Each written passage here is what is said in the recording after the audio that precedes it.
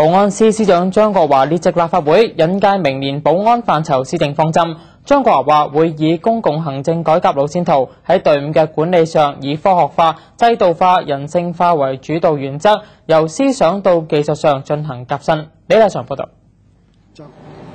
張國華表示，會以特區政府喺新形勢下嘅整體施政理念為指導，認為履行預防同打擊犯罪、保障居民生命同財產安全、維護社會安穩太平嘅職責，秉持以人為本、為民服務、勇於承擔嘅公僕精神，喺行政上依照特區公共行政改革路線圖，喺隊伍嘅管理上以科學化、制度化、人性化為主導原則，從思想到技術上進行改革，深化隊伍改革同警風整頓，力求從根本上調整思維，樹立全體人員嘅公僕理念。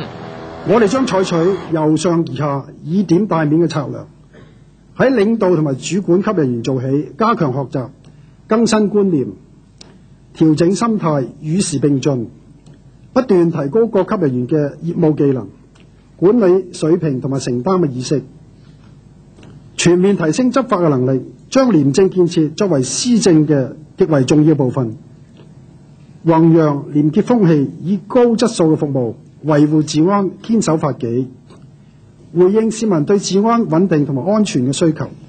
張國華又話會進一步關心同理解基層警務人員，配合制度嘅逐步完善同激勵機制嘅推出，提升警隊嘅凝聚力同服務水平，構建打防結合嘅治安體系。完善內部管理，加強隊伍建設，打造優質嘅警隊，維持道路秩序，保障交通安全，優化及改善出入境服務，促進貿易便利化，構建海關監管新模式，提高消防同救援專業能力，保障公共安全，改革監獄管理模式，完善社會從犯職能。張國華回顧8年嘅工作時指出，通過各個保安部隊以及機構發揮各自職能，相互配合，通力合作，喺維持社會治安、保障公眾安全、實施有效嘅出入境管理同海關管理、改善監獄管理、協助犯人改過自新、重返社會、打擊販毒以及提供快速有效嘅緊急救援服務等方面所付出嘅努力，取得咗實際嘅成效。